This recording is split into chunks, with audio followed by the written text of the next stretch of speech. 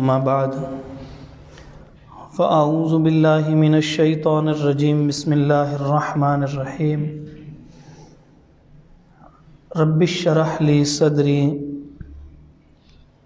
رب اشرح لی صدری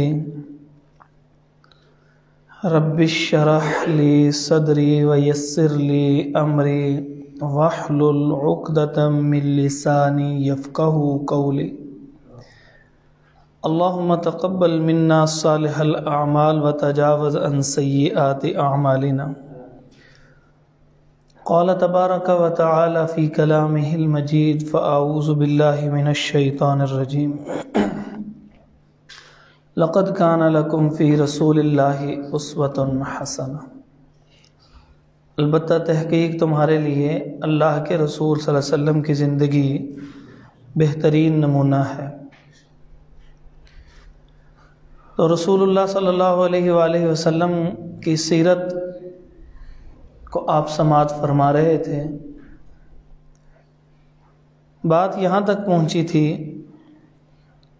کہ نبی پاک صلی اللہ علیہ وآلہ وسلم بنو مستلق کے غزوے سے واپس آ رہے تھے، اور واپسی پر ایک کنویں پر نبی پاک صلی اللہ علیہ وسلم کو پانی پیش کرنے کی خواہش، دو افراد اکٹھے پہنچے، وہاں پر بحث و تکرار ہوئی، اور اس بحث و تکرار کو ختم کرنے کے لیے نبی پاک صلی اللہ علیہ وسلم نے انتظامی حکم جاری کیا کہ لوگ مشغول ہو جائیں، اور سفر کے اندر جو رکنا تھا اس کو ختم کر دیا۔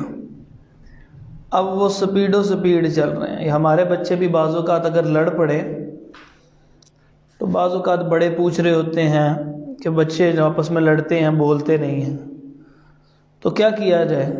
تو اس کا حل یہ ہے کہ لڑائی کی شدت ہونے سے پہلے ان کو مصروف کر دیں۔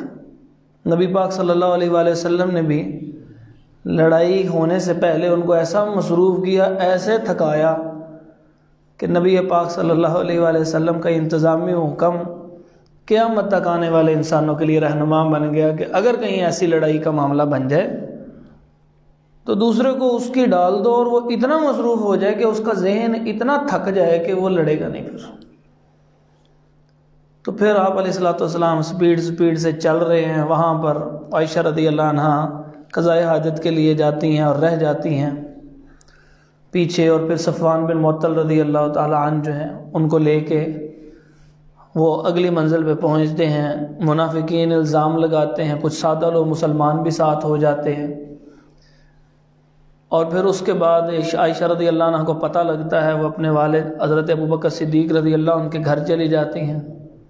وہیں پر ہوتی ہیں کہ اللہ تبارک و تعالی صدیقہ کائنات عائشہ رضی اللہ عنہ کی صدیقیت اور پاک دامنی کو آسمان سے وحی کے ساتھ بیان کر دیتے ہیں، کیونکہ اللہ کو تو معلوم تھا کہ قیامت تک کچھ لوگ ایسے ہوں گے کہ جن کو عائشہ رضی اللہ عنہ کی پاک دامنی پسند نہیں ہوگی، تو اللہ نے قرآن کا ہی حصہ بنا دیا کہ اگر تمہیں عائشہ رضی اللہ عنہ کی پاک دامنی پسند نہیں ہے تو پھر تم قرآن کے اس حصے پر ایمان بھی نہیں لاتا۔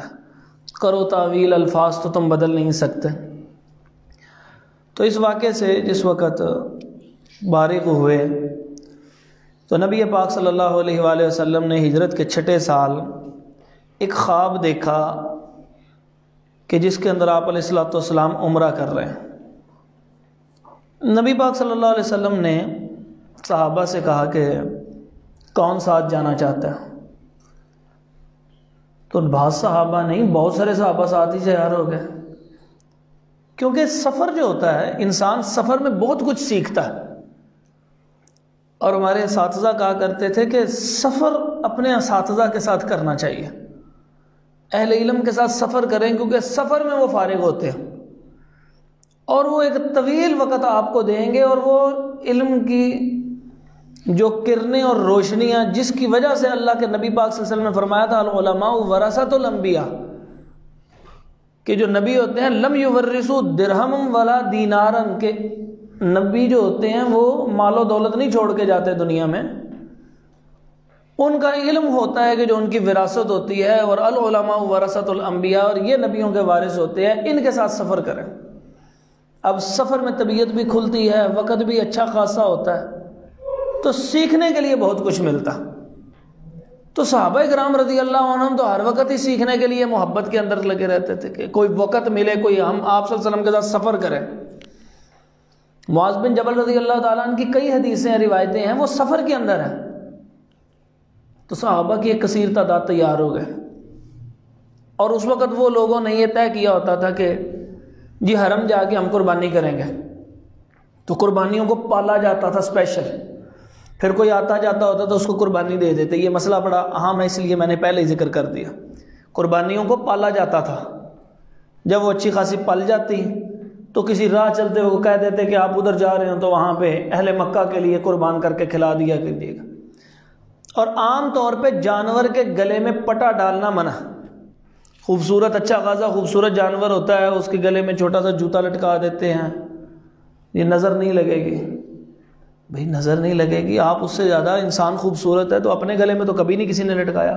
معوذۃ عین ہے، اس کو پڑھیں گے آخری جو 2 کل ہیں تو نظر انشاءاللہ ختم ہو جائے گی۔ کیوں لگے گی کسی کی نظر؟ حسد بھی ختم ہو جائے گا۔ اگر جانور اتنا پیارا ہے تو آپ اس کو بھی دم کر سکتے ہیں، یہ کوئی منع تو نہیں ہے، صرف انسانوں کے لیے تو نہیں تھا۔ یہ کوئی روحانی مسائل ہوں یا جسمانی ہوں، سورہ فاتحہ اس کا علاج ہے۔ تو صرف ایک موقع ایسا ہے، میں یہ مسئلہ اس لیے ذکر کر رہا ہوں کہ ساتھ ساتھ مسائل بھی ذکر ہونا، اور سیرت سے نکلنے والے مسائل کا ہم نے آپ علیہ الصلوۃ والسلام کی زندگی جو بہترین نمونہ ہے کیسے ہے، وہ ہماری عام زندگی کے مسئلے بھی حل ہو۔ یہ موٹر سائیکل نہیں لی ہے، پیچھے چھوٹا سا جوتا لگا دیا پکڑ کے۔ گاڑی لی ہے تو گاڑی کے اندر کو ٹوٹا جوتا پیچھے لٹکا ہوا ہے۔ یہ تمام پرستیاں ہیں، سپرسٹیشسزم ہے، ان سے نکلنا چاہیے اور لوگوں کو سمجھانا چاہیے۔ اللہ پاک نے آپ کو اس کو بتائیں جس نے ایسا کیا، اس کو بھائی اللہ پاک نے آپ کو زیادہ خوبصورت بنایا، آپ کی اولاد آپ کو زیادہ پیاری لگتی ہے، تو اس کے گلے میں ایسا کیوں نہیں کرتے؟ اس کے لیے تو ہم اللہ تعالیٰ سے دعا کرتے ہیں یا اللہ اس کو نظر بد سے محفوظ فرمائے۔ مائیں کہتی ہیں نا جاتے نا اللہ رکھا، تو جانور سواری ہر چیز کا اللہ ہی رکھا ہوتا ہے، تو آیت الکرسی پڑھ کے پھونک دیں تو ٹھیک ہو جائے گا۔ لیکن ایک موقع ایسا ہے جس وقت جانور کے گلے میں ایک خاص پٹا ڈالا جاتا تھا، اس کو قلادہ کہتے تھے۔ تو قرآن مجید میں ہے قلائد، پٹا ڈال دینا، تو اس کے اوپر وہ نشانی ہوتی تھی کہ یہ جانور جو ہے حرم میں جا کے جو ہے یعنی ادھر مکہ والوں کے لیے بھیجا جا رہا ہے۔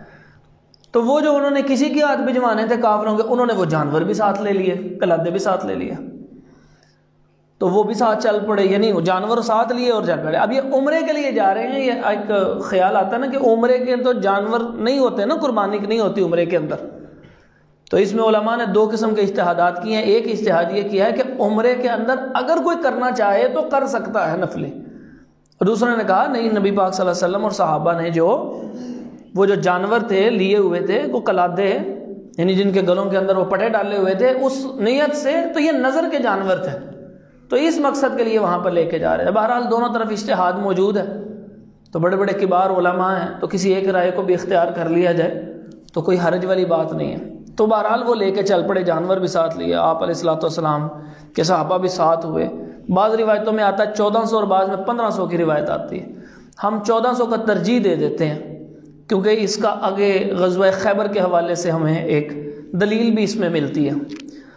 تو 1400 صحابہ جو ہے وہ ساتھ لیے اور چل پڑے، روانگی ہوئی، قربانیاں کے جانور ساتھ لے لیے ہیں۔ یہ نقشہ آپ دیکھ لیجئے جی، یہ سلائیڈ نمبر 21 کے اوپر جا کے یہ مدینہ منورہ سے نکلے اور چلتے چلاتے یہ نیچے مکہ ہے، اور اس کی اگلی سلائیڈ نمبر 22 کو دیکھیں گے تو میں نے قریب کر دیا، یہاں پر آ کے حدیبیہ کے مقام پر رکتے ہیں یہ، تو یہاں پر رکے اور حضرت عمر رضی اللہ تعالیٰ عنہ سے نبی پاک صلی اللہ علیہ وسلم نے فرمایا جائیں اندر جا کے بتائیں ہم عمرہ کرنے کے لیے آئے۔ وہ کہنے لگے اللہ کے نبی صلی اللہ علیہ وسلم اگر آپ اجازت دیں تو ایک مشورہ دے دوں۔ تو میں نے عرض کیا کہ اپنے ماتحتوں کو ہمیشہ اتنی سہولت دیں وہ آپ کو مشورہ دے سکے، یہی نبی پاک صلی اللہ علیہ وسلم کی سنت ہے۔ وہ اتنا غصہ نہ کریں کہ وہ کبھی آپ کے سامنے بول ہی نہ سکے۔ میں یہ غزوہ بدر کے موقع پہ بھی مشورہ ملا تھا، آپ صلی اللہ علیہ وسلم نے ایک فیصلہ کیا تھا ہم نے اس کنویں پہ کھڑے ہونا، تو وہ صحابی نے آ کے کیا کہا تھا اللہ کے نبی صلی اللہ علیہ وسلم اگر آپ اجازت دیں تو مشورہ دے دوں۔ فیصلہ ہونے کے بعد بھی مشورہ دے دیا آپ صلی اللہ علیہ وسلم نے، اس کو بھی قبول کر لیا جب اچھا لگا تو کوئی فیصلہ کر لیا تو اس میں یہ نہیں ہوتا کہ بس ٹھیک ہے فیصلہ کر لیا، کوئی اچھا مشورہ مل گیا پھر دوبارہ فیصلے کے اوپر اس کو ریویو کیا جا سکتا ہے فیصلے کو، کوئی ایسے مسئلہ نہیں، بات نہیں ہوتی، سنت ہے۔ تو حضرت عمر رضی اللہ عنہ کہنے لگے آپ اجازت دیں تو ایک مشورہ دیں۔ کہنے لگے فرمائیں اور بتائیں آپ کیا بات مشورہ ہے؟ کہنے لگے میری تو ان کے ساتھ جو ہے وہ ہر وقت کی وہ جری کیفیت ہے اور وہ بڑے غصے والی کیفیت ہے، تو میں جاؤں گا وہاں پہ پھر لڑائی ہو جائے گی اور پھر یہی ہوگا، کیونکہ وہ تو رکیں گے نہیں اور نہیں رکیں گے، پھر یہ بھی میری طرف سے بھی ہوگا۔ آپ حکم دیں تو میں چلا جاتا ہوں، لیکن میرا مشورہ یہ ہے کہ حضرت عثمان رضی اللہ عنہ کو بھیجیں، یہ امیر صاحب بھی تھے، ہر بندے کے اوپر انہوں نے احسان کیا، اور جس بندے کو پیسہ مال دولت غریب کو ملا ہو نا تو جس سے ملا ہو تو اس کی حیا بہرحال کرتا ہے وہ، تو ہر گھر کے اوپر ان کا احسان ہے، ان کو بھیج دیں۔ نبی پاک صلی اللہ علیہ وسلم کو بات پسند آئی، آپ علیہ الصلوۃ والسلام نے حضرت عثمان رضی اللہ عنہ کو بھیج دیا۔ جب حضرت عثمان رضی اللہ عنہ وہاں پر گئے نا تو حضرت عثمان رضی اللہ تعالیٰ عنہ نے جا کے کہا کہ اس طرح جو ہے نبی پاک صلی اللہ علیہ وسلم کے ساتھ ہم لوگ آئے ہیں، تو کہنے لگے کہ نہیں جی آپ اس طرح کریں کہ آپ نے عمرہ کرنا ہے تو کر لیں، ہم نے نبی پاک صلی اللہ علیہ وسلم کو عمرہ نہیں کرنے دینا اور نہ آپ کے صحابہ کو عمرہ کرنے دینا، آپ کے بڑے احسانات آپ کر لیں۔ تو اس وقت محبت رسول صلی اللہ علیہ وسلم میں فرمانے لگے میں طواف بھی نہیں کروں گا حتی یطوف رسول اللہ صلی اللہ علیہ وسلم، جب تک اللہ کے نبی پاک صلی اللہ علیہ وسلم طواف نہیں کریں گے میں بھی طواف نہیں کروں گا۔ 450 کلومیٹر دور سے احرام باندھ کے آئے ہیں، کرنے کے آئے ہیں عمرہ، کہا میرے نبی کو اگر تم نے اجازت نہیں دینی میں عمرہ بھی نہیں کروں گا، میں طواف بھی نہیں کروں گا، پہلے میرے نبی کو اجازت ملے گی، وہ آئیں گے وہ طواف کریں گے، اس کے بعد صرف تمہاری رضامندی بھی کافی نہیں ہے، تمہارا کیا پتہ بعد میں مکر جاؤ، نہیں۔ انہوں نے ان کو قید کر دیا، خبر مشہور ہو گئی کہ اتنی دیر سے آئے نہیں، چہم گوئیوں سے معروف ہو گیا کہ حضرت عثمان رضی اللہ عنہ کو شہید کر دیں۔ تو جس وقت شہادت کی خبر کی افواہ پھیلی تو نبی پاک صلی اللہ علیہ وسلم ایک درخت کے نیچے بیٹھ گئے اور آپ علیہ الصلوۃ والسلام نے صحابہ سے بیعت کی اور وعدہ لیا اس بات پہ کہ جناب عثمان رضی اللہ تعالیٰ عنہ کے خون کا بدلہ لیے بغیر نہیں جائیں گے یہاں سے۔ اللہ تعالیٰ کو عثمان رضی اللہ تعالیٰ عنہ کی حوالے سے محبت اتنی پسند آئی کہ ایک مسلمان ہو حضرت عثمان رضی اللہ عنہ، تو حضرت عثمان رضی اللہ عنہ کی محبت کی وجہ سے کیا کہنے لگے جی ہم یہاں پر اس وقت تک نہیں جائیں گے جب تک کہ عثمان رضی اللہ عنہ کی شہادت کا بدلہ نہیں لیں گے۔ اللہ تعالیٰ کو اتنا پسند آیا کہ اللہ تعالیٰ نے سورۃ الفتح کی آیت نمبر 18 کے اندر فرمایا لقد رضی اللہ عن المؤمنین، اللہ تعالیٰ راضی ہو گیا ان ایمان والوں سے کہ جو ایک درخت کے نیچے ایک بیعت کر رہے تھے۔ اس بیعت کو بیعت کہتے ہیں اوت کو، اس اوت کو سے اللہ چونکہ راضی ہوا، راضی ہونے کی وجہ سے اس کو بیعت رضوان کہا جاتا ہے۔ اور اللہ تعالیٰ کو معلوم تھا نا، کیونکہ اللہ تو عالم الغیب ہے، کہ قیامت سے تک کچھ لوگ ایسے ہوں گے کہ جو حضرت عثمان رضی اللہ عنہ پہ انگلی اٹھائیں گے اور ان کو برا بھلا کہیں گے۔ اللہ تبارک و تعالیٰ نے ان کی محبت میں ہونے والی بیعت کو قرآن کا حصہ بنا دیا۔ یہ بہت بڑی دلیل ہے، اور آپ اندازہ لگائیے کہ ایک تو صحابہ کے جمی فضائل ہیں نا، سب صحابہ کے کٹھے فضائل ہیں، ایک ان کے لیے اسپیشل آیات موجود ہیں کہ جن جن کے اوپر قیامت تک لوگوں نے تبرہ کرنا تھا اللہ تبارک و تعالیٰ کو معلوم تھا، ان کے الگ سے فضائل اور آیات نازل فرمائی۔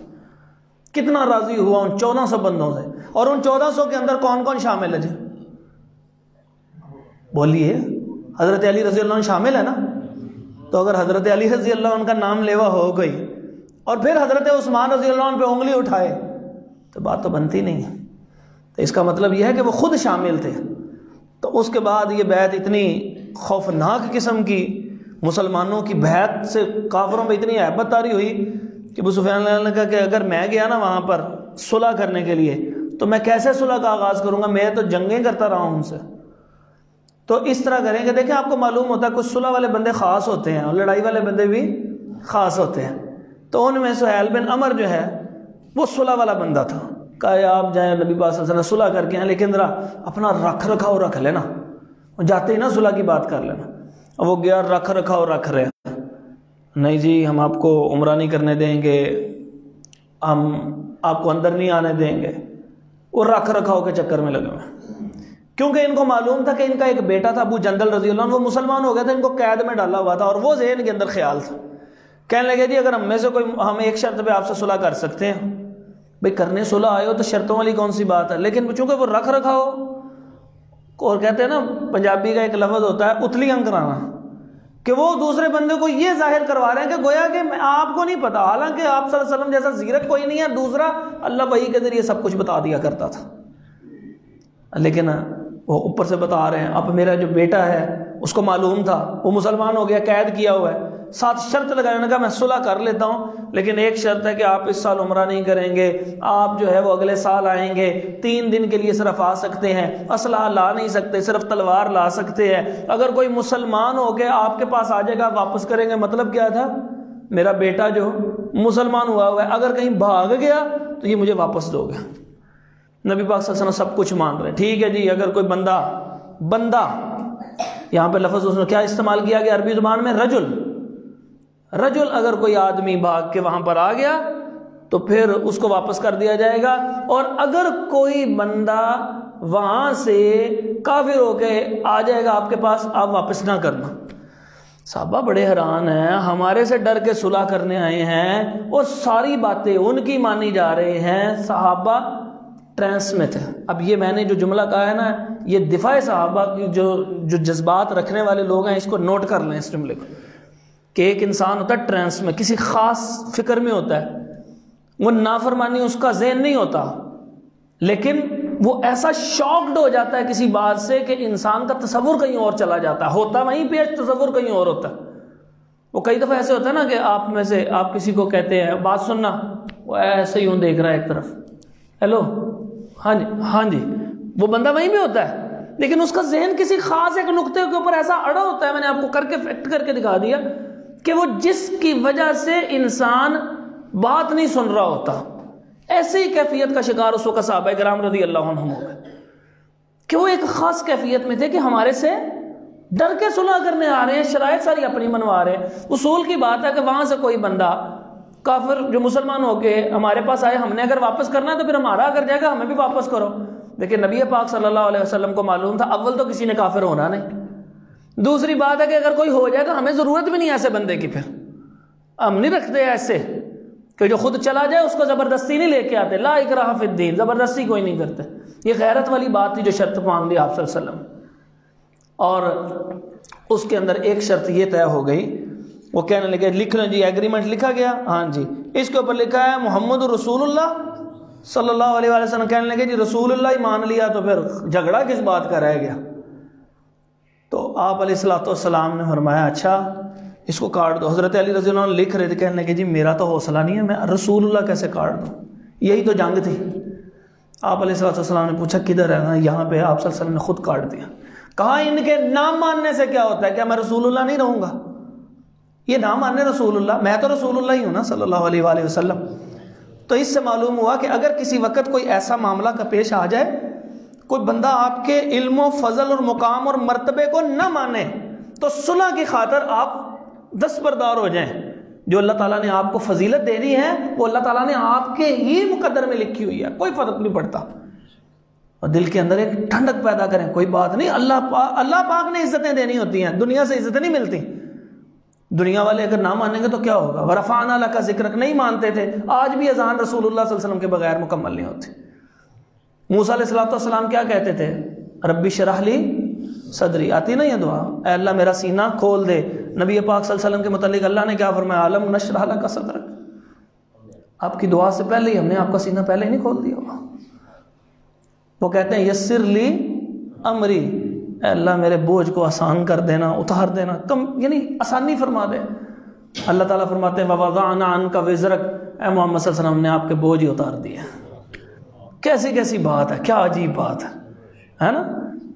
تو یہ چیزیں نبی پاک صلی اللہ علیہ وسلم کو معلوم تھی کہ نہ مانیں گے تو کیا ہوگا، لیکن صلح کس شرط پہ؟ 10 سال تک جنگ نہیں ہوگی۔ اب یہ صلح ہو گئی، عجیب و غریب شرائط طے ہو گئی، تو ابھی آپ ان کی جو 26 27 28 سلائیڈز جو ہیں وہ ساری کی ساری انہی شرائط کے اوپر ہے، نیچے سے بھی اس کو آگے کر کے دیکھ لیں۔ اس وقت یہ ہوا کہ وہ آ گیا ابو جندل رضی اللہ عنہ آ گئے وہاں سے بھاگ کے، وہ کہنے لگے جی واپس کریں، شرط طے ہوئی ہے۔ نبی پاک صلی اللہ علیہ وسلم فرمایا ٹھیک ہے، زبان کر لی ہے، پوری کرو، تو پوری کر دی، کیونکہ نبی پاک صلی اللہ علیہ وسلم نے ایک موقع پہ یہ فرمایا ہوا ہے لا دین لمن لا عہد لہ، جس بندے کا وعدہ نہیں اس کا دین بھی کوئی نہیں ہے۔ ہم کیا کرتے ہیں کاروبار میں؟ وہ بھاجی کیتی ہے گل کوئی گل نہیں ہے کڑا کو پتھر تے لکیر ہو گئے بھائی کیوں نہیں ہوگی آپ کی زبان ہے. میں آپ کو صرف اور صرف مسلمان کی اہمیت زبان کے لفظ کی ایک اہمیت بتاؤں. سورۃ توبہ کی آیت نمبر 60 ہے 60. اللہ تبارک و تعالیٰ نے مصارف زکوٰۃ بیان کی ہیں. ان میں سے کچھ امیر لوگوں کو بھی زکوٰۃ لگتی ہے. مسئلہ یہ سمجھ لیں, مجاہد جتنا مرضی امیر کیوں نہ ہو, اربوں پتی کیوں نہ ہو, جہاد کے اندر جو مال استعمال ہو رہا ہے وہ زکوٰۃ کا استعمال ہو سکتا ہے, تو زکوٰۃ کے مال کو وہ بھی استعمال کرے گا کیونکہ بطور مجاہد ہے. انہی میں ایک اور بندہ بھی ہے. وہ کون؟ کہ مسلمان آدمی نے کبھی کسی کی ضمانت دے دی, کہتے ہیں یار پیسے نہیں نہ دے گا میں دے دیں گا. یہ ذرا جملہ سمجھ رہے ہیں, یہ عام طور پہ ہو جاتا ہے نا ایسے. وہ بعض اوقات رشتہ ہی ایسا ہوتا ہے, دوست ایسا ہوتا ہے, کہیں جا کے فون کرا دیتا ہے, بندہ پھنس جاتا ہے وہاں پہ, اور پھر بہرحال ضمانت دے دیتا ہے. یہ ویسے ہی اچھا بندہ سمجھتا ہے, وہ اگلے بندے کے پاس پیسے نہیں بنتے, ضمانت دے بیٹھتا, زبان سے کہہ دیتا ہے کہ میں دے دوں گا اگر اس نے نہ دیے. تو اب اگر وہ نہیں دیتا تو پھر یہ کیا ہو گیا؟ مقروض ہو گیا نا. اس کو پنجابی میں کہتے ہیں چٹی پڑ جانا. تو اللہ رب العزت نے فرمایا انما الصدقات للفقراء والمساکین والعاملین علیہا والمؤلفۃ قلوبہم وفی الرقاب والغارمین. چھٹا مصرف زکوٰۃ کا یہ ہے جن کو چٹیاں پڑ جائیں ایسی اپنی زبان پوری کریں جائے زکوٰۃ کے پیسے سے پورا کر کے دیں. مسلمان کی زبان بڑی قیمتی ہوتی ہے. آپ صلی اللہ علیہ وسلم نے فرمایا ٹھیک ہے آپ نے کہہ دیا, ان کو واپس کیا, وہ مارتے پیٹتے لے کے جا رہے ہیں ابو جندل رضی اللہ تعالیٰ عنہ کو, اور بڑے ایسے فاتحانہ انداز میں. دیکھا جی ہم نے شرط بڑی اچھی طے کی. اسی اثناء میں کچھ عورتیں آ گئی اور وہ مسلمان ہوئی ہوئی تھی.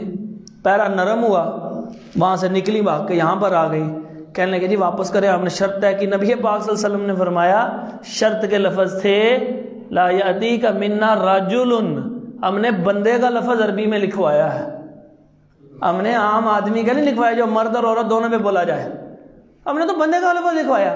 وہ کہے نہیں جی مطلب تو وہی ہے نا. نبی پاک صلی اللہ علیہ وسلم نے فرمایا یہ دیکھ یہ بندے کا لفظ ہے, عورت کا تو اس میں نکل ہی نہیں سکتا, رجل سے میں نکل ہی نہیں سکتا. آمنو میں ایمان والے مرد اور عورتیں دونوں شامل ہوتے ہیں, یہ عربی ہے. لیکن جہاں لفظ رجل آئے گا وہ صرف اور صرف مرد کے لیے استعمال ہوگا. تو جب جس طرح نبی پاک صلی اللہ علیہ وسلم خود ایگریمنٹ کی پابندی کرتے تھے, کرواتے بھی تھے, اس سے معلوم ہوا اگر کسی جگہ کے اوپر کوئی بڑا بندہ ہے وہ یہ کام کرتا ہے تو وہ بندہ ہونا چاہیے جو پھر اس ایگریمنٹ کو پورا بھی کروا سکے, رکھ رکھاؤ والا, رہت بیت والا, کہ جو اس کو پورا کروائے. تو نبی پاک صلی اللہ علیہ وسلم فرمایا یہ رجل ہے, یہ ایسا نہیں ہوگا, ہم میں سے کوئی ایسا آئے گا تو پھر ہوگا. وہ رجل کا لفظ ہے. تو نبی پاک صلی اللہ علیہ وسلم کا زیرک ہونا اندازہ لگائیے, ان کے وہم و گمان میں بھی نہیں تھی بات, مگر آپ صلی اللہ علیہ وسلم نے جس وقت قانونی الفاظ, اس لیے کہتے ہیں جو بات ہوتی ہے اس کو جس وقت لکھا جاتا ہے نا, آپ نے دیکھا اگر رجسٹریوں وغیرہ کے اوپر خالص عجیب و غریب قسم کے لفظ ہوتے ہیں, وہ ہماری سمجھ سے بھی بالا تر ہوتے ہیں, یہ کیا لکھا ہوا ہے اس نے. تو وہ اچھا خاصا 1 لاکھ لکھا ہوتا ہے, اس کے ساتھ کیا لکھتے ہیں جس کا نصف 50,000 ہے, کیوں لکھا ہوتا؟ ادھر اس کو دیکھیے گا, یہاں سے ہل گیا میرا خیال. تو اس کا کیوں لکھا ہوتا نصف؟ یہ قانونی زبان ہے, قانونی پیچیدگیاں ہیں کہ وہ لاکھ کا کچھ اور نہ بنا دیں. تو اس لیے قانونی پیچیدگیوں کو دیکھتے ہوئے نبی پاک صلی اللہ علیہ وسلم بہترین قانون دان تھے. اب دیکھیں اللہ تعالیٰ فرماتے ہیں تمہارے لیے اللہ کے رسول صلی اللہ علیہ وسلم بہترین نمونہ ہے. وکیل کہیں ہمارے لیے کہاں نمونہ ہے, تو دکھائیے, یہ نکال کے دکھائیں کہ نبی پاک صلی اللہ علیہ وسلم نے کیا لفظ بولے تھے. رجل کے لفظ پہلے ہی لکھوا دیے تھے کہ اے قانون دان, تمہارے لیے اللہ کے نبی پاک صلی اللہ علیہ وسلم کے بہترین نمونہ یہ ہے کہ تم نے لفظوں کا انتخاب دھیان سے کرنا ہے, کیونکہ ان لفظوں کے مطابق اگلے سارے فیصلے ہونے ہیں. تو اس طرح نبی پاک صلی اللہ علیہ وسلم نے عورتوں کے معاملے میں حساسیت دکھائی, عورتوں کے معاملے میں اتنے حساس تھے نبی پاک صلی اللہ علیہ وسلم. اس کے بعد اب صحابہ میں ایک بے چینی کی سی کیفیت ہے. تو بے چینی کی جو کیفیت ہے میں نے آپ کو پہلے بتایا کہ جو صحابہ کے اوپر طعن کرنے والے ناعاقبت اندیش لوگ ہوتے ہیں, وہ کہتے ہیں نبی پاک صلی اللہ علیہ وسلم نے فرمایا صحابہ سے کہ قربانیاں کر لو, احرام اتار کے مخیط پہن لو, جو عام لباس ہوتا ہے نا اس کو مخیط کہتے ہیں, وہ پہن لو, اور اسی طرح اپنے وہ بالوں کو منڈوا لو. جو عمرے کے کام کرنے والے تھے وہ سارے کے سارے کرو چلے. اب صحابہ جو ہے وہ بات نہیں, اس کے اوپر عمل نہیں کر رہے ہیں, احتیاط سے الفاظ ادا کرنے ہیں. صحابہ کا معاملہ ہے, کوئی حساس ترین معاملہ, یاد رکھیے گا. تو ایسے ہی نہیں, ہمارے ہاں ایک آدمی جو ہے وہ ایسے الفاظ استعمال کر دیتا صحابہ کرام رضی اللہ عنہ کے متعلق، یہ بہت نیٹ کے اوپر معروف ہے، میں نام بھی لینا گوارا نہیں کر رہا اس کا. وہ صحابہ کے متعلق ایسے عامیانہ انداز استعمال اختیار کرتا، صحابہ کے متعلق حساس ترین. نبی پاک صلی اللہ علیہ وسلم کے صحابہ کے متعلق ایک غیر حساس جملہ بولنے والے کے لیے اللہ تبارک و تعالیٰ نے فرمایا الا انہم هم السفہاء، میرے صحابہ کو عامی اور بے وقوف کہہ رہے ہو. الا انہم هم السفہاء، اللہ نے عرشوں سے گواہی دے دی کہ جو ان کو کہے گا وہ خود بے وقوف ہوگا. کتنا حساس معاملہ. تو صحابہ کے لیے اس لیے میں کہہ رہا ہوں کہ یہ میں نے جو آپ کو پہلے مثال دی تھی نا کہ جب انسان کسی خاص چیز کو سوچ رہا ہوتا ہے نا تو بسا اوقات انسان کسی کی آواز کانوں میں تو آ رہی ہوتی ہے لیکن اس کو سمجھ نہیں آ رہی ہوتی اس کے اوپر. وہ نافرمانی کا تصور بھی نہیں تھا صحابہ کے اندر. نبی پاک صلی اللہ علیہ وسلم کیا فرما رہے ہیں؟ نبی پاک صلی اللہ علیہ وسلم کیا فرما رہے ہیں جی کہ قربانیاں کر لو، سروں کے بال منڈوا لو اور احرام تبدیل کر لو، چلنا ہے واپس. اب یہی کام ہونا ہے، صلح ہو گئی ہے 10 سال کے لیے. لیکن صحابہ عمل کیوں نہیں کر رہے؟ کیا نافرمانی تھی؟ ایمان کی وجہ سے نہیں صرف کہنا، ایمان تو ہے اللہ کی قسم، اور نافرمانی کا تصور بھی نہیں تھا ان میں. لیکن کیا وجہ تھی، کیا سبب تھی؟ وہ اس وقت اس ٹرانس میں تھے کہ کن شرائط کے ساتھ نبی پاک صلی اللہ علیہ وسلم نے معاہدہ کر لیا، ابھی وہ سمجھ نہیں آ رہے. اس کا ایک ٹریلر تو مل گیا رجل ان کے لفظ سے، لیکن 10 سال کی جنگ بندی کا جو معاہدہ تھا اس کا آگے مستقبل کے اندر کیا اثرات تھے کہ جس کو اللہ تعالیٰ نے فرمایا انا فتحنا لک فتحا مبینا، یہ بڑی واضح فتح آپ کو نصیب ہو گئی ہے، یہ جو صلح آپ نے حدیبیہ کے مقام پہ کی ہے. تو اس کیفیت میں نبی پاک صلی اللہ علیہ وسلم ناراض ہو گیا صحابہ سے. اب جو کہتے ہیں جی دیکھیں صحابہ نے عمل نہیں کیا، ایک تو مستشرقین انگلی اٹھاتے ہیں کہ صحابہ نے جناب نبی پاک صلی اللہ علیہ وسلم کی بات نہیں مانی. تو ان کے لیے جواب یہ ہے کہ صحابہ اس کیفیت میں تھے اور جیسے ہی ان کی وہ کیفیت ٹوٹی اور وہ جلدی سے اس کے اوپر عمل کرنا شروع کر دیا آپ صلی اللہ علیہ وسلم کے حکم پہ. اور جو وہ دوسرے افراد ہیں کہ جو ویسے صحابہ کے خلاف ہوئے رہتے ہیں تو ان کے لیے یہ بہترین جواب ہے کہ ان صحابہ کے اندر سیدنا علی رضی اللہ عنہ خود بھی شامل تھے. تو جو پھر ان پہ الزام لگاؤ گے، احساس کرو، دھیان کرو کہ تم کن کن لوگوں کے اوپر کیا کیا الزامات لگا رہے ہو. تو حضرت رسول اللہ صلی اللہ علیہ وسلم خیمے میں داخل ہوئے، ام سلمہ رضی اللہ عنہ ساتھ تھی. تو کہنے لگے کہ یہ معاملہ ہے. تو کہنے لگے آپ پریشان نہ ہوں، آپ خود عمل شروع کر دیں تو آپ کو دیکھیں گے تو خود بخود ہی کر لیں گے. اس کا مطلب ان کو بھی معلوم تھا کہ وہ کس کیفیت میں ہیں صحابہ. تو جس وقت نبی پاک صلی اللہ علیہ وسلم نے عمل کیا، یہ نہیں رد کر دیا کہ نہیں عورت کی بات تو ماننی نہیں، بیوی کی بات مشورہ نہیں مانا. کسی بھی معاملے کے اندر بیوی کا اگر مشورہ ہے اور وہ سمجھداری سے سن لو، اگر وہ سمجھ لگتی ہے یہ صحیح ہے تو اس کو مان لینا. یہی سنت رسول صلی اللہ علیہ وسلم. کہتے ہیں جو عورت کی بات کے پیچھے لگ جائے وہ بے وقوف ہوتا ہے، مت ماری جاتی ہے. کیسے؟ صحیح بات کی جا رہی ہے تو بات ماننی پڑے گی. اسلام نے تو یہی بات سکھایا کہ سچائی کی پیروی کرنی. تو بہرحال ام سلمہ رضی اللہ عنہ کی بات مانی نبی پاک صلی اللہ علیہ وسلم نے. اور اس سے کیا ہوا کہ نبی پاک صلی اللہ علیہ وسلم نے جس وقت وہ قربانی کی تو صحابہ کو اچانک احساس ہوا کہ وہ اس خاص ٹرینس سے باہر نکلے اور وہ بھی اسی طرح عمل کرنے لگ پڑے. کوئی نافرمانی اللہ کی قسم نہ کر سکتے تھے، نہ کی، اور یہ ایسا تصور بھی درست نہیں ہے. اس کے بعد نبی پاک صلی اللہ علیہ وسلم، یہ آپ اگلی جو ہے وہ سلائڈز نکال لیجئے گا. اچھا ابھی صحیح ہو جاتا تو میں اس کو چلا دیتا ہوں، ویسے بتا دیتا ہوں جی آگے. اچھا اس میں کیا ہوا کہ نبی پاک صلی اللہ علیہ وسلم جس وقت واپس آتے ہیں نا حدیبیہ سے، تو آپ علیہ الصلوۃ والسلام نے 2 کام کیے. پہلا کام جو کیا وہ یہ کیا کہ آپ صلی اللہ علیہ وسلم نے کچھ خطوط لکھوائے. میں آج آپ کو ایک خط دکھاؤں گا نبی پاک صلی اللہ علیہ وسلم کا لکھوایا ہوا. یہ بہت بڑی سعادت کی بات ہوگی انشاءاللہ. اس کی ہسٹری بھی تھوڑی سی بتاتا ہوں آپ کو. اور یہ نکال لیجئے گا جی 12ویں لیکچر کی سلائڈز کو پہلا سٹارٹ کر لیں نیچے. اچھا 1 محرم 7 ہجری آپ صلی اللہ علیہ وسلم واپس آ چکے ہوئے ہیں کیونکہ وہ ذوالقعدہ کا تھا اور ذوالقعدہ کے بعد ذوالحجہ. تو 1 مہینے بعد ہی آپ صلی اللہ علیہ وسلم نے جو پہلا کام کیا وہ یہی کیا کہ آپ علیہ الصلوۃ والسلام نے کچھ خطوط لکھوائے. اب یہ اس کا جو رسالت والا عہد ہے نا وہ 6 حصوں میں مشتمل ہے. اس میں سے 4 حصے مکمل ہو چکے ہیں، 5ویں کا آغاز ہے. سب سے پہلا 3 سال کا خفیہ تبلیغ تھا، اس کے بعد 7 سال جو تھے مکہ کے اندر اعلانیہ تبلیغ تھے، اس کے بعد تیسرا جو فیز کا آغاز ہوا اس کے اندر 3 سال رہے اور مکہ کے باہر اسی میں طائف کا پہلا سفر بھی ہوا، اسی میں آنے والے افراد کو جو ہے وہ دعوت بھی دی گئی، وہ جو یثرب سے آئے تھے جن کی دعوت کے اوپر پھر آپ صلی اللہ علیہ وسلم یہاں پہ اللہ تعالیٰ کے حکم سے گئے تھے، مدینہ کے اندر آئے تھے، اور مدینہ کے اندر بھی 6 سال لگاتار جنگوں کا دور رہا ہے، اور ایسا زبردست جنگوں کا دور رہا ہے کہ یہودی قبیلے بھی وہاں سے نکلے اور کفار یعنی مشرکین مکہ سے بھی 3 بڑی جنگیں ہو چکی تھیں۔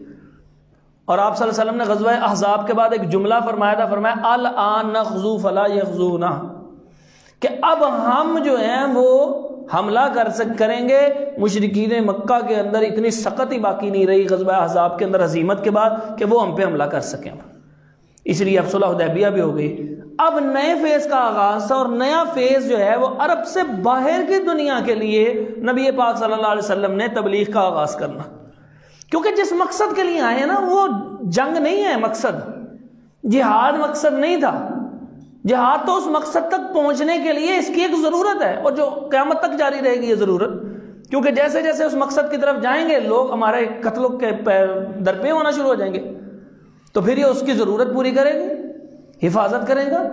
تو یہ مقصد کیا تھا؟ مقصد نبی پاک صلی اللہ علیہ وسلم کی بعثت کا تھا، والذی ارسل رسولہ بالہدی ودین الحق لیظہرہ علی الدین کلہ، تمام دنیا کے ادیان کے اوپر اس نے غالب آنا تھا۔ دنیا کے ادیان پہ کیسے غالب آتا؟ باہر نکل کے۔ اور مستشرقین کا ایک اعتراض یہ تھا کہ نبی پاک صلی اللہ علیہ وسلم عرب لوگوں کے لیے آئے تھے، اور وہ یہ کہتے ہیں اپنی کتابوں کے اندر، یہ توجہ سے سمجھ لیے، وہ یہ کہتے ہیں اپنی کتابوں میں کہ نبی پاک صلی اللہ علیہ وسلم تمہارے نبی جو دین لے کے آئے تھے وہ عرب کے لیے لے کے آئے تھے، عرب سے باہر کی انہوں نے کبھی سوچ نہیں سوچی۔ تم لوگوں نے، مسلمانوں نے اس کے بعد، بیٹے چھوڑ دیں اس کو، چھوڑ دیں اس کو، تم لوگوں نے اس کے بعد جو ہے یہ مسلمانوں نے فتوحات کرتے کرتے باہر کی طرف گئے ہیں، آپ صلی اللہ علیہ وسلم عرب کے لیے تھے؟ نہیں، عرب کے لیے نہیں تھے۔ یہ دلیل ہے اس بات کی کہ آپ صلی اللہ علیہ وسلم پوری دنیا کے بڑے بڑے اس وقت کے سپر پاور حکمرانوں کو خطوط لکھوائے اور اسلام کی دعوت دی، لڑنے کے لیے نہیں نبی پاک صلی اللہ علیہ وسلم آئے تھے۔ تو دین ایسے پھیلا تھا، لوگوں تک پہنچے۔ اگر آپ کے علاقے میں کوئی آپ کی بات نہیں مانتا، باہر نکلیں، وہاں نہیں مانتا باہر نکلیں، وہاں نہیں مانتا باہر نکلیں۔ پوری دنیا میں آپ کی اور میری سانسیں گنی ہوئی ہیں، وہ کم سے کم سے کم سے کم ہوتی چلی جا رہی ہیں، اور اگر ہم نے کوئی کام کر لیا، ٹھیک نہیں کام کیا، وقت تو ختم ہو جائے گا۔ تو لہٰذا آگے سے آگے نکلنا۔ تو نبی پاک صلی اللہ علیہ وسلم نے خطوط لکھوائے۔ یہ دیکھیے جی، یہ تیسری سلائیڈ ہے، اور اس کو ذرا اچھی طریقے سے دیکھ لیں، کیونکہ یہ 5 منٹ میں ہمارا آدھا لیکچر جو ہوتا ہے وہ یہی مکمل ہو جائے گا۔ یہ دیکھیے جی، مدینہ منورہ، یہ سینٹر ریڈ سا آپ کو درمیان میں نظر آ رہا ہوگا، اس کے ارد گرد جو ہے وہ کچھ نمبرنگ نظر آ رہی ہوگی آپ کو۔ یہ جو پہلا نمبر ہے، اب دیکھیے انسان تبلیغ کیسے کرتا ہے، ہر طرف پھیلے گا نا، پھر ہی پوری دنیا میں پہنچیں گے، کسی ایک طرف کو نبی پاک صلی اللہ علیہ وسلم نے خاص نہیں کیا۔ نمبر 1 دیکھیے، یہ نیچے کی طرف کو آ رہا ہے، تلاش کیجئے نیچے جو ہے خواتین، نمبر 1 نیچے کی طرف کو آ رہا ہے، اور یہ کون سا علاقہ ہے؟ یہ اکسوم سے اوپر والا، یہ علاقہ ہے وہ نجاشی کا، اور اس کے اصل حکمران کا نام کیا تھا؟ اسہامہ۔ اور اس علاقے کے بادشاہ کو کیا کہا جاتا تھا؟ جی، نجاشی کہا جاتا تھا، اور یہ تو پہلے ہی ایمان لانے والا تھا۔ تو جب اس کی طرف پھر خط بھیجا، باقاعدہ طور پہ خط بھیجا، تو جب خط ان کی طرف بھیجا تو انہوں نے ایمان لے آئے، اور میں اس کی تھوڑی سی کہانی مزید بتاتا ہوں۔ اس کے بعد دوسرا نمبر پہ یہ بحرین کو دیکھیں، یہ جو خلیج فارس جہاں لکھا ہوگا، نمبر 2 تھوڑا سا آگے جائیں بحرین ہے، اور اس سے تھوڑا سا اوپر کی طرف جائیں، یہی وہ علاقے ہیں جو دبئی وغیرہ کا ہے، چلے نقشہ بھی سمجھنا آپ کے لیے آسان ہو جائے گا۔ اور اس سے اوپر جو ہے وہ فارس کا علاقہ، وہ کافی بڑی سلطنت تھی، جس کا اس سے اوپر والا اس وقت کا موجودہ حصہ آدھا ٹوٹ کے ایران بن گیا ہے، اور ایران سے اوپر جو عراق کا علاقہ ہے نا، جہاں پہ کوفہ ہے، جہاں کی طرف میں نے آپ کو بتایا تھا، اشارہ بھی کیا نبی پاک صلی اللہ علیہ وسلم نے کہ فتنوں کی سرزمین ہوگی، اور اس میں کب سے پہلا فتنہ کون سا آیا؟ کس کو شہید کیا گیا؟ جی، حضرت حسین رضی اللہ تعالیٰ عنہ کو شہید کیا گیا۔ تو یہ فتنوں کی سرزمین یہاں سے، تو اس علاقے میں سے پہلے جو ہے وہ بحرین ایک آتا ہے، تو یہاں کے ایک حکمران کو بھی خط لکھا، اس نے بھی اسلام قبول کر لیا۔ اس کے بعد آپ نیچے دیکھیے، بحرین سے بالکل نیچے لکھا ہوگا رب الخالی، اور اس سے اوپر چھوٹا سا لکھا ہوا ہے 6 نمبر، 6 نمبر۔ یہاں پر تھوڑا سا آپ اس کو آگے جائیے، یہ ایک سلطنت آگے آتی عمان کی، یہاں پہ 2 بھائی تھے، اور ان دونوں 2 بھائی حکمران تھے اکٹھے مل کے، تو ان دونوں کی طرف آپ صلی اللہ علیہ وسلم نے خط بھیجا، اور انہوں نے بھی اسلام قبول کر لیا۔ اس کے علاوہ پوری دنیا میں جہاں جہاں خط بھیجا، ہر ایک نے رد کر دیا۔ کسی نے تو بدسلوکی کر کے رد کیا، کسی نے مسلمانوں کے ساتھ تکریم کی لیکن ایمان قبول نہیں کیا، اور کسی نے کیا کیا وہاں سے طائف بھیج دیے تو ایمان قبول نہیں کیا، اور کسی نے مسلمانوں کے سفیر کو بھی شہید کر دیا۔ تو ایسا رویہ ہوا، یعنی 8 بڑے خطوط بھیجے گئے، اور 8 بڑے خطوط میں سے 3 جو ہیں وہ ایمان لاتے ہیں۔ کون کون سے جی؟ ایک بحرین والا، ایک عمان والا، اور ایک نہیں طائف نہیں، نجاشی والا، یعنی جو آج کل کا ایتھوپیا ہے، آج کل کا افریقہ کا ایک ملک ایتھوپیا، پرانا اس کا نام تھا حبشہ۔ یہ 3 جو ہیں وہ بڑے بڑے قبول کرنے والے، ان میں سے ایک اتنا زبردست ایمان لانے والے تھے وہ حبشہ کے۔ یہ دیکھیے اس کو اگلی سلائیڈ ہے، سلائیڈ کے اوپر سلائیڈ چلاتے جائیں گے۔ نمبر 1 پہ میں نے لکھا ہوا ہے، اس کے ساتھ حبشہ علاقے کا نام لکھا ہوا ہے، نیچے وہ صحابی جو خط لے کر گئے ہیں عمر بن امیہ دمری رضی اللہ تعالیٰ عنہ، اور یہ نجاشی اس کے حکمران کو کہا جاتا تھا، اس کا اصل نام اسامہ تھا، اسلام قبول کر لیا، نیچے نتیجہ لکھا ہوا۔ اور ایسا پیارا اسلام قبول کیا، نبی جب یہ فوت ہو گئے تو نبی پاک صلی اللہ علیہ وسلم کو اطلاع ملی، آپ صلی اللہ علیہ وآلہ وسلم نے غائبانہ جنازہ ان کا پڑھا۔ کتنی محبت تھی۔ تو وہ آئے گا ایک واقعہ، تو انشاءاللہ اس کے اندر پھر مزید غائبانہ جنازے کے اوپر بھی تھوڑی سی فقہی جو آ رہا ہے وہ ذکر کر دوں گا۔ اس کے بعد نمبر 2 بحرین کے اندر علا بن الحضرمی رضی اللہ تعالیٰ عنہ کو بھیجا، اور وہاں پہ منظر ساوی نامی ایک حکمران تھے، انہوں نے اسلام قبول کر لیا۔ اس کے بعد یہ دیکھیے ایک بڑا ہی انٹرسٹنگ نبی پاک صلی اللہ علیہ وسلم کا لکھوایا ہوا خط آپ پہلی دفعہ انشاءاللہ دیکھ رہے ہوں گے، اور یہ کہاں سے ملا؟ انڈیا کے ایک عالم دین تھے ڈاکٹر حمید اللہ، یہ انڈیا کے تھے۔ اس کے بعد یہ وہاں سے نکلے اور پوری دنیا کے اندر جو مسلمانوں کی تراث علمی ہے نا، یعنی اصل لکھے ہوئے، پہلے ہاتھ سے لکھے جاتے، پرنٹنگ نہیں تھی ہوتی کتابوں کی، تو وہ ایسے لکھی جاتی تھی۔ وہ کتاب اس نے دیکھنی وہاں پہ، وہاں بیٹھ جانا اور نوٹ کرتے جانا، اس کو کہتے تھے نسخ، اور جو کرنے والے ہوتے تھے ان کو نساخ کہا جاتا تھا۔ اور کہیں بھی اب اس خط کو دیکھیے کہ یہ جو خطوط لکھے ہوئے تھے یہ نبی پاک صلی اللہ علیہ وسلم کے زمانے میں جو آپ صلی اللہ علیہ وسلم نے لکھوائے تھے وہ محفوظ رہے، اور اس خط کا عکس جو ہے یہ آپ کے سامنے آپ دیکھ رہے ہیں۔ اور یہ اس کے بعد دنیا کے منظر نامے سے ہٹ گئے، لوگوں نے اس طرح کی ساری، جس طرح یہ حفظ کیا ایسے باقی حدیثیں بھی حفظ کی، اور کئی صدیوں بعد جب یہ خط ملا تو وہ جو سینہ بسینہ سند کے ساتھ چلتی ہوئی حدیث میں اس خط کے متن تھے، اس کو اس کے ساتھ ٹیلی کیا گیا تو ایک حرف کا بھی فرق نہیں نکلا۔ تو یہ بڑی بڑی بڑی قیمتی بات ہے کہ قرآن مجید تو اس وقت لکھا جانے لگ پڑا، میں نے آپ کو شروع میں بتا دیا، لیکن حدیث مبارک صلی اللہ علیہ وسلم کو جب لکھا جانے لگا تو ابتدا میں منع کر دیا، بعد میں آپ صلی اللہ علیہ وسلم نے اجازت دے دی، ایز پر ڈیزائر، اور جو ان کی خواہش ہوتی صحابہ کی اس کے مطابق وہ لکھ لیتے، لیکن زبانی سارے یاد کیا کرتے تھے، ایک ایک لفظ یاد کیا کرتے، وہ اس کو بتاتے، وہ اس کو بتاتے، وہ جو تیسرا چوتھا سنتا وہ کہتا آپ کو کس نے بتایا؟ وہ کہتا ہے مجھے اس نے بتایا۔ آپ کو کس نے بتایا تھا؟ اس نے۔ ان کو کس نے بتایا؟ ان کو کس نے بتایا؟ وہ نبی صلی اللہ علیہ وسلم سے سنا تھا۔ تو اس طرح یہ سند بنتی گئی، تو تقریباً جو ہے وہ لکھی تو جاتی رہی، لیکن تقریباً 300 سال تک یہ جو اسناد تھیں وہ سینہ بسینہ بھی چلتی رہیں اور کچھ لکھی بھی جاتی رہیں۔ 300-350 سال تک اسناد جتنی تھی وہ ساری اب کتابوں کی شکل میں آ گئی۔ تو یہی منکرین حدیث کہتے ہیں کہ 300 سال بعد 200 سال بعد حدیثیں لکھی گئی ہیں، بھائی اول تو ابتدا میں لکھی گئی ہیں، دوسری بات جو لکھی بھی گئی ہیں یاد رکھیے گا وہ آپ صلی اللہ علیہ وسلم کی ساری باتیں زبانی یاد کر کے لکھی ہیں، ایک لفظ بھی آگے پیچھے نہیں ہوا اس کے اندر۔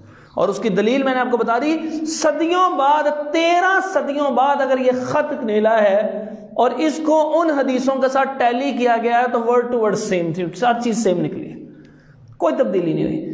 تو اللہ تعالیٰ نے حدیث کو بھی محفوظ کیا۔ دوسری اس کے اندر ذرا غور سے دیکھیے گا، یہ سلائیڈ نمبر 6 نیچے خاص طور پہ دیکھیے، اب اس کے اندر بسم اللہ الرحمن الرحیم لکھا ہوا ہے۔ اچھا 3 چیزیں آپ نے نوٹ کرنی ہے اس کے اندر، کہیں آپ کو کوئی نقطہ نظر آ رہا ہو، دیکھیے جی میں پیچھے ہو جاتا ہوں تھوڑا سا، تو قرآن مجید میں کوئی نقطہ نہیں تھا پہلے، یہ عرب لوگوں کا یہی طریقہ کار ہوتا تھا، بغیر منقوط بغیر نقطے کے لکھنے کے عادی تھے وہ لوگ۔ اچھا دوسری چیز دیکھیے، حتیٰ کہ یہ اللہ کے اوپر بھی وہ شاد اور کھڑی زبر نہیں ہے، کچھ بھی نہیں ہے۔ اور دوسری بات آپ اس کو غور سے دیکھیے کہ یہاں پر کسی جگہ کے اوپر نہ توئے نہ جیم ہے، یہ رموز و اوقاف نام کی کوئی چیز نہیں ہے کہیں بھی۔ کہیں ہوتا نا کہ مطلب جو فل سٹاپ ہوتا نا عرب کا، اس کو گول دائرہ سا یا نقطہ لگا دیتے، کوئی آپ کو نظر نہیں آیا. وہ جو قومیں وغیرہ ہوتے ہیں وہ توئے جیم ہوتی ہے، جیسے آپ نے قرآن مجید میں بھی پڑھا. تو عرب لوگوں نے یہ کچھ بھی نہیں لگایا ہوا تھا. اسی طرح قرآن مجید بھی لکھا گیا تھا اسی طرح سیم، بغیر نقطوں کے، بغیر زبر زیر کے، اور بغیر رموز و اوقاف کے. تو یہ بعد کے اجمیوں کو لکھوایا گیا، اجمی لوگوں کے لیے یہ سب کچھ کیا گیا. یہ قرآن مجید کی آیات کے متعلق میں نے آپ کو بتایا جی، ذکر کیا، میرے یاد نہیں ہے، نہیں ذکر کیا. قرآن مجید کی آیات کتنی ہیں جی؟ 6666. یقین مانے قرآن مجید ابھی نکال کے یہاں سے دیکھ لیں، جتنے قرآن ہیں ایک میں بھی ثابت نہیں کر سکتے آپ. اگر کوئی غیر مسلم اٹھ کے آپ کو کہہ دے کہ لاؤ ثابت کرو، آج اپنے مسجد سے قرآن لا کے دکھاؤ اور 6666 آیتیں نکال کے دکھاؤ مجھے، میں کلمہ پڑھ لیتا ہوں، میں قسم کھا کے بھی کہہ سکتا ہوں آپ ثابت نہیں کر سکتے. کیوں؟ ہے ہی نہیں ہے. آپ نکال کے دیکھ لیجئے گا، کریے گا. سورۃ الفاتحہ کی کتنی آیتیں ہیں جی؟ 7. سورۃ البقرہ کی 286. سورۃ آل عمران کی 200. کرتے چلے جائیں، ترتیب سے کرتے چلے جائیں. وہ 6666 نہیں ملیں گے. وہ اتنے بڑے بڑے علماء نے لکھ دیا، وہ کیا ہے پھر؟ اور آج دیکھتے کیا قرآن کم ہو گیا؟ نہیں، نہ قرآن کم ہوا نہ علماء نے جھوٹ بولا. اس کی کہانی سمجھ لیجئے کہ جس وقت رموز و اوقاف بعد میں لگے ہیں نا، تو اس وقت رموز و اوقاف جو لگے ہیں اس کے اندر کئی توئے کو آیت بنا دیا کوفہ کے اندر. تو اس لیے کوفی مصحف کے اندر وہ آیت کے نشانات 6666 تھے. باقی پوری دنیا کے اندر وہ جو نسخے پہلے، وہ سیدنا عثمان رضی اللہ عنہ نے جو نسخے بھجوائے تھے، تو وہ جو پہلے ان کے اندر جو آیات کے نشان لگے وہ 6236 ہیں. 6236. اور اگر بسم اللہ کو شامل کر لیا جائے تو کتنے بنیں گے؟ 114 صورتیں ہیں نا، تو 113 میں آنا چاہیے. تو کتنے بنیں گے؟ ایک سورت کے اندر وہ تو آیت شمار ہو گئی نا. تو ویسے اگر بسم اللہ کو علیحدہ سے پہلی کو شامل کیا جائے، جیسے کہ بہترین اصل بات یہی ہے کہ وہ شامل ہے، تو پھر کتنے بن گئے؟ 6348 کہ 4948. اس لیے کیونکہ سورہ فاتحہ کی بسم اللہ کو شامل کرو نہ کرو، اللہ تعالیٰ نے اس کے متعلق فرما دیا یہ ہیں ہی 7 آیتیں. وَلَقَدْ آتَيْنَاكَ سَبْعًا مِنَ الْمَثَانِِ وَالْقُرْآنِ الْعَظِيمِ. ہم نے آپ کو 7 بار 7 کا لفظ اللہ نے ذکر کر دیا. تو اس لیے آج آپ جو قرآن دیکھتے ہیں، آج سے 20 سال پہلے کا طبع ہوا قدیمیہ اور اسی طرح کوئی حافظ والوں کا یا کسی کا بھی نکال کے دیکھ لیں، اس کے اوپر بسم اللہ کے بعد کچھ نہیں لکھا ہوگا، اس کے بعد لکھا ہوگا پڑھتے جائیے الحمدللہ رب العالمین 1، الرحمن الرحیم 2، مالک یوم الدین، ایاک نعبد و ایاک نستعین، کتنے ہو گئی؟ 4. آگے کیا ہے جی؟ اہدنا الصراط المستقیم، کتنے ہو گئی؟ 5. اچھا یہ 5 کا نشان لگا ہوا ہے، آپ نکال کے دیکھ لیجئے گا. آگے لکھا ہوا ہے صراط الذین انعمت علیہم غیر المغضوب علیہم ولا الضالین اور 7. آپ نے کبھی نہیں آج تک چیک کیا ہوگا، میں آپ کو چیلنج کرتا ہوں چیک کر کے دیکھیے، 5 کے بعد 7 کا نمبر آ رہا ہے. کیوں ہے؟ اس کا سبب ہے، اس کو سمجھیں کہ یہ کافر اعتراض کر سکتے ہیں. تو اس کا جواب دیں کہ قرآن مجید جس وقت آیا تھا تو اس کو 2 گتوں میں ایسے بند کر دیا گیا تھا. اس لیے علماء نے اس بات پہ اجماع نقل کیا ہے ما بین الدفتین کلام اللہ، کہ جو ان 2 گتوں کے درمیان ہے وہ اللہ کی قسم اللہ کا قرآن ہے. تو وہاں پر رکوع کا نشان بھی نہیں تھا، وہاں پر آیات کے کنفرم نشان بھی نہیں تھے. آیات کی تعداد ہے تھی میکسیمم، لیکن بہت ساری جگہوں پہ آیات کے نشان نہیں تھے. کیوں؟ کیونکہ حدیث میں آتا ہے نبی پاک صلی اللہ علیہ وسلم فجر کی نماز میں کتنی آیتیں پڑھتے تھے؟ 60 سے 100. اس کا مطلب آیتیں تھیں لیکن نشان نہیں تھے. اور بہت سی جگہوں پہ جو رکنے والی جگہیں تھیں ان کو کئی جگہوں پہ وہ کیا بنا دیا انہوں نے؟ گول دائرہ، جس کی وجہ سے کوفی مصحف کے اندر 6666 آیتیں ہیں اور باقی مصحف کے اندر کتنی بن گئی؟ 6236. اور بسم اللہ کو شامل کر لیں تو 6348 بنتی ہیں. تو یہ ہے وہ ساری کی ساری، لیکن تمام مصاحف کے اندر چیزیں وہی ساری ہیں. یہ بعد کی باتیں، زبر زیر آج بھی فرق نہیں ہوئی، وہ ہر چیز ہے. تو یہاں سے یہ بات نکلی تو میں نے آپ کے سامنے ذکر کر دی. یہ چونکہ ایمان کا حصہ ہے اور سمجھنے سے تعلق رکھتی ہے اور انٹرسٹنگ تھی. اس کے بعد تیسرے نمبر پہ عمان کے علاقے میں خط بھیجا گیا. عمر بن امیہ دمری، عمر بن عاص رضی اللہ تعالیٰ عنہ کو جو ہے وہ خط دے کے بھیجا گیا. یہاں پہ بھی ایک بات سمجھ لیں، بعض لوگ کہتے ہیں نعوذ باللہ من ذالک، اعاذنا اللہ من، کہتے ہیں عمر بن عاص رضی اللہ تعالیٰ عنہ جو ہے وہ سچے مسلمان نہیں ہوئے تھے. اگر سچے مسلمان نہیں ہوئے تھے تو اسلام کی تبلیغ کرنے کیا کرنے گئے تھے؟ نبی پاک صلی اللہ علیہ وآلہ وسلم نے ان پہ اعتبار کیا، اور اگر آپ علیہ السلام اعتبار کر سکتے ہیں ان کے اسلام کے اوپر، تو پھر اگر ہم اعتبار نہیں کریں گے تو ہم نے نبی پاک صلی اللہ علیہ وسلم کے اعتبار پہ اعتبار نہیں کیا. اللہ یہ دین ہی ہماری زندگی کے اندر نہ لے کے آئے. یہ دو بندے تھے جیفر اور عبد، ان کو جا کے اسلام کی دعوت دی. ایک طویل واقعہ ہے. مصر کے اندر بھیجا حاتب بن ابی بلتہ رضی اللہ تعالیٰ عنہ کو. آگے سلائڈز کرتے جائیے گا، یہ چیزیں آ جائیں گی. مقوقس، یہ تھوڑی سی پروننسیشن مشکل ہے، تو یہاں پر ان کا یہ بادشاہ تھا، اس کی طرف خط بھیجا اور اس نے اسلام قبول نہیں کیا. اس کے بعد فارس کی طرف جو ہے خط بھیجا عبداللہ بن حذافہ رضی اللہ عنہ کو دے کے خط، اور یہ خسرو پرویز جو ہے اس بادشاہ کا نام تھا، اور اس پورے علاقے کے بادشاہ کو کہا جاتا تھا کسرا. آپ کا فتح ہو جائے گا جیسے خندق کے موقع کے اوپر آپ صلی اللہ علیہ وسلم نے اس کی خوشخبری بھی دی تھی. یہ بھی ایمان نہیں لے کے آئے، مگر اس نے کیا کیا؟ اس نے خط کو پھاڑ دیا اور حکم دیا جاؤ ان کو گرفتار کر کے لے کے آؤ. میرے نام سے پہلے نام لکھنے والا کون ہے؟ اور اگلی سلائیڈ کر کے دیکھیے تو وہ یمن کے اندر جو گورنر، اس بازان کا جو گورنر تھا، اس گورنر نے کچھ افراد کو حکم دیا کہ جاؤ جا کے آپ علیہ السلام کو نعوذ باللہ گرفتار کر کے لے کے آؤ. ہمارے بادشاہ نے کہا، سپر پاور نے کہا ہے. تو وہ آپ صلی اللہ علیہ وسلم کے دربار میں پہنچے تو آپ صلی اللہ علیہ وسلم نے ان کو رات رکھا. صبح فرمایا آپ صلی اللہ علیہ وسلم نے کہ جاؤ اس کے بیٹے نے اس کو قتل کر دیا. اس بادشاہ، تمہارے بڑے بادشاہ کے بیٹے نے اس کو قتل کر دیا ہے. جاؤ جا کے اپنے بادشاہ کو بتا دو، گورنر کو بتا دو کہ ادھر اطلاع دے دے. وہ چپ کر کے واپس آئے، آ کے کہنے لگے بازان کے گورنر سے، کہنے لگے جی وہ تو نبی اس طرح کہہ رہے ہیں، اپنے آپ کو نبی کہتے ہیں، بڑی عزت کرنے والے لوگ ہیں، ان کے جو ماننے والے ہیں وہ جو کلی کرتے ہیں وہ بھی نیچے نہیں گرنے دیتے، ہاتھ نیچے کر کے اپنے محبت سے کپڑوں کے اندر مل لیتے ہیں. ایسا پیار کرنے والے لوگ ہیں. تو انہوں نے یہ خبر دی ہے. اس نے کہا چپ کر کے بیٹھے رہو، اگر ہم نے پتہ کرانے بھجوایا نا تو مجھے بھی مار دیں گے، اس تمہیں بھی مار دیں گے. اگر ہو گیا ہوگا تو آ جائے گی خبر، اگر ہو گیا ہوگا تو وہ سچے نبی ہوں گے، پھر ہم ان کا مقابلہ نہیں کر سکتے. کچھ دیر گزری، کچھ عرصہ گزرا، تو کچھ دنوں بعد اس کے بیٹے جس نے اس کو قتل کیا تھا اس کے ایلچی آئے. انہوں نے کہا کہ مانتے ہو کہ اب جو نیا نوشیروہ جو ہے وہ بادشاہ بنا ہے، اس کا بیٹا، اس نے اس کو قتل کر دیا اپنے باپ کو، اگر اس کو بادشاہ مانتے ہو ٹھیک ہو، ورنہ تمہیں گردن اتار دیتے. کہنے کہ جی اچھا ٹھیک ہے. وہ کہہ کے چلا گیا، اور اس نے وہاں پہ تو اچھا جی کہہ دیا، لیکن بعد میں اللہ تعالیٰ نے توفیق دی اور اس نے اسلام قبول کر لیا. اس کے بعد جو ہے یہ نقشہ اس وقت ایکسپلین کرنے کا ٹائم نہیں ہے. روم کی طرف دہیہ کلبی رضی اللہ تعالیٰ عنہ کو خط دے کے بھیجا.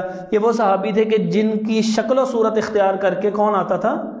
حضرت جبرائیل علیہ السلام آیا کرتے تھے. تو یہاں پر بادشاہ کا کیا نام تھا؟ ہرقل. اور ہر بادشاہ کو کیسر کہا جاتا تھا. آپ صلی اللہ علیہ وسلم فرمایا تھا ایک دفعہ کیسر ختم ہو جائے گا، فلا قیصر آباد، اس کے بعد کبھی کوئی کیسر نہیں ہوگا. یعنی روم کی جب سلطنت تباہ ہو کے ختم ہو جائے گی اور مسلمان اس پہ حکمران ہو جائیں گے، دوبارہ کبھی ان کے اوپر وہ چیز آئے گی نہیں، یعنی ان کی وہ عروج نہیں آئے گا. دیکھ لیجئے بہت عیسائیوں کی حکومت یہ ہے امریکہ کے اندر بھی، اور وہ سپر پاور ہیں اس وقت جو دنیاوی اعتبار سے دیکھا جائے، اور ان کا مرکز اس وقت روم نہیں ہے، کیونکہ نبی پاک صلی اللہ علیہ وسلم فرما دیا تھا ایک دفعہ ان کا وہ مرکز ختم ہو گیا، دوبارہ وہ مرکز نہیں بنے گا. یمامہ کی طرف سلید بن عمر رضی اللہ تعالیٰ عنہ کو بھیجا گیا. حوزہ بن علی وہاں پہ حکمران تھا، اس نے ایمان قبول نہیں کیا. اس کے بعد شام دمشق کے علاقے کی طرف جو ہے وہ شجاع رضی اللہ عنہ کو بھیجا گیا. وہاں کے حکمران کا نام حارث تھا، اس نے بھی ایمان قبول نہیں کیا. یہ لسٹ بنی ہوئی ہے. اس کے بعد ہے غزوہ خیبر، انشاءاللہ کل اس کو کریں گے. اقول قولی ھذا استغفر اللہ لی ولکم ولجمیع